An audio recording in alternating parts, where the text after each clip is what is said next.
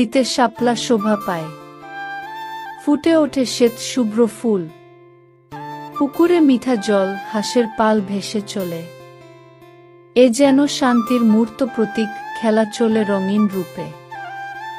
বাংলাদেশের অপরূপ সৌন্দর্য, সবুজ মাঠ, নীল আকাশ, পাহাড় আর নদী, এমন এক নৈসর্গিক দৃশ্য মন চিরকাল ধরে রাখবে এই ছবির স্পর্শ।